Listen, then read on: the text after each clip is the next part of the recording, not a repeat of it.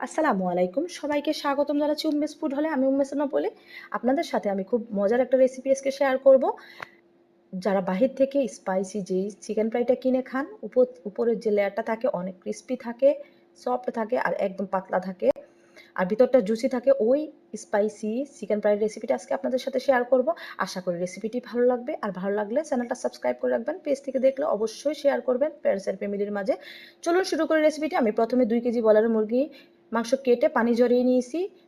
আর এখন এখানে কিছু মশলা দিয়ে দিচ্ছি। হলুদ গুঁড়া 1/2 চা চামচ, মরিচের গুঁড়া 1 চা চামচ, কাশ্মীরি লাল মরিচের গুঁড়া 1 চা চামচ বা পাপরিকা পাউডার 1 চা চামচ দিতে পারেন, লবণ স্বাদ মতো, আর দিয়ে দিচ্ছি 2 টেবিল চামচ পরিমাণ তেল। দিয়ে খুব ভালো করে এটা মাখিয়ে এটা কোনো মেরিনেশনের দরকার নেই। এটা আমি সাথে সাথেই 60 থেকে 70% পর্যন্ত সিদ্ধ করে নিব, মানে বয়েল করে নিব। আর এখানে যাদের ব্রয়লার মুরগি খেতে পছন্দ না, তারা এই মুরগির মাংসটাকে ভালো করে ওয়াশ করে তারপর পানির মধ্যে 2 টেবিল চামচ ভিনেগার দিয়ে 20 মিনিটের মতো ভিজিয়ে রাখলে প্রায় এটার মধ্যে যে গন্ধ থাকে বা অনেকে পছন্দ করে না, ওই স্মেলটা চলে যায়।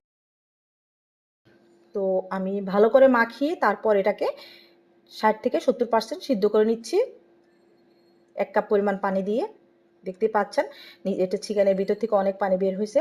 এখন 70% বেশি সিদ্ধ করা যাবে না, না হলে এটা কিন্তু যে হাড় থাকে, হাড় থেকে মাংস খুলে আসবে, আপনি ফ্রাই করতে পারবেন না। তো আমি এটা পানি থেকে ছেঁকে নিচ্ছি। আর এই পানিটা দিয়ে আপনারা সবজি রান্না করতে পারেন বা তরকারি রান্না করলে তরকারির মধ্যে দিতে পারেন, মাংসের তরকারি।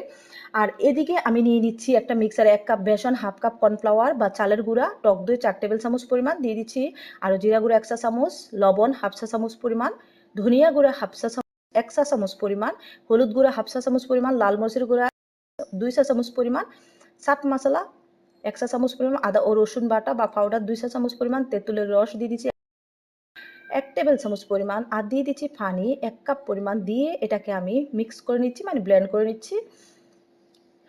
আর এই মিশ্রণটা যদি আপনাদের কাছে ঘন মনে হয়, তাহলে এটার মধ্যে আরও 1/2 কাপ পরিমাণ পানি দিয়ে এটাকে একটু পাতলা করে নেবেন। আর আমি দেখিয়ে দিচ্ছি ব্যাটারটা কেমন হবে।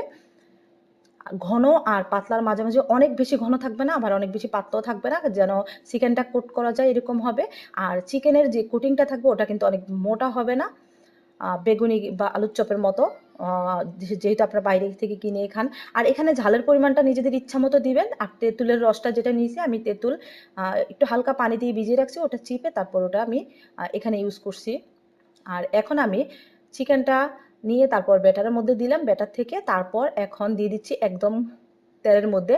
আর ডুবো তেলে এটা ভেজে নিব। তেলটার একদম টেম্পারেচারটা অনেক বেশি হবে, তেলটা গরম হতে হবে, না হলে কিন্তু উপরের যে কোটিংটা ওটা কিন্তু চ্যাপটা হয়ে যাবে, সুন্দর থাকবে না, চিকেনের সাথে লেগে থাকবে না। এখন আমি মিডিয়াম হিটে চিকেনগুলো ভেজে নিচ্ছি।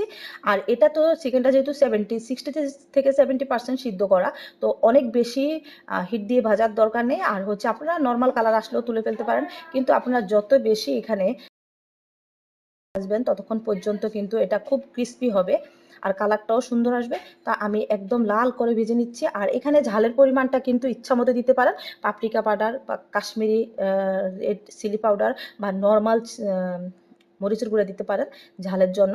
আর এখন তুলে নেওয়ার পর আপনারা একটা কাজ করতে পারেন, উপর থেকে কিছু চাট মশলা আর হচ্ছে মরিচের গুঁড়া দিয়ে সার্ভ করতে পারেন, এটা খেতে আরও ভালো লাগে।